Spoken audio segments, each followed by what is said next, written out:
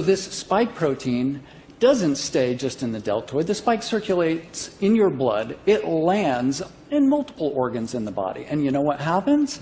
That spike protein, without the body of the virus present, we did studies in lab animals. In the lab animals, just in injecting the spike, with no body of the virus, the spike induced the same diseases COVID-19 induced. The same lung disease, the same vascular disease, the same heart disease, the same brain disease. The spike is the toxin. So again, why are we injecting something into the human body that is the toxin? It is the toxin. It causes the disease. This isn't a vaccine.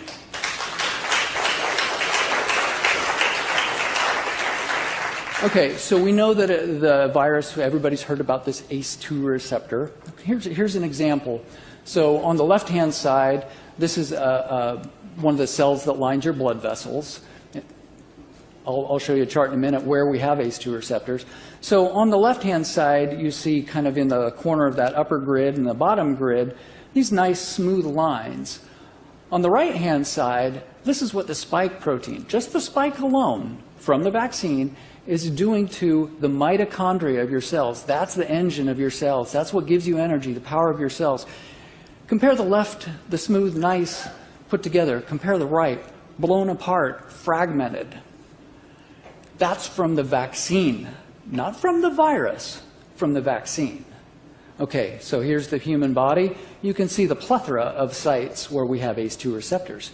Now think about it. I mentioned, they tell us, oh gosh, the spike stays in your deltoid. It doesn't. It circulates. In the Harvard study in 13 nurses, they showed it circulating for at least 2 weeks.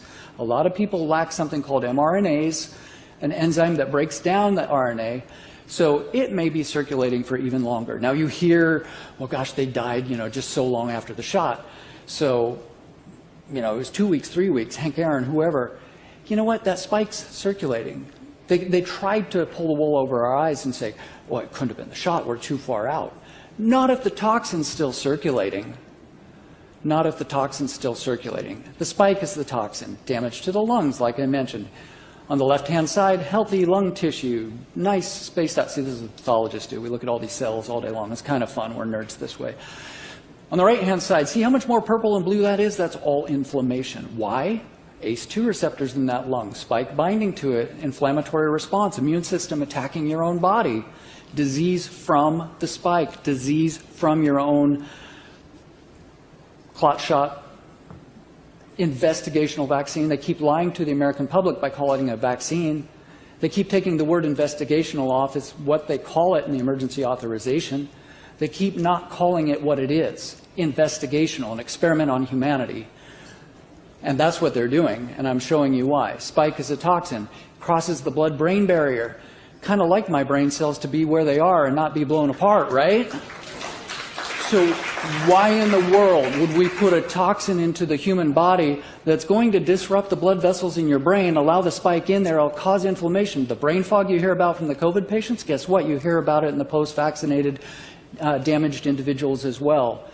But no, nobody's hurt by the shot. There's not been one death. There's not been one injury. That's what they tell you.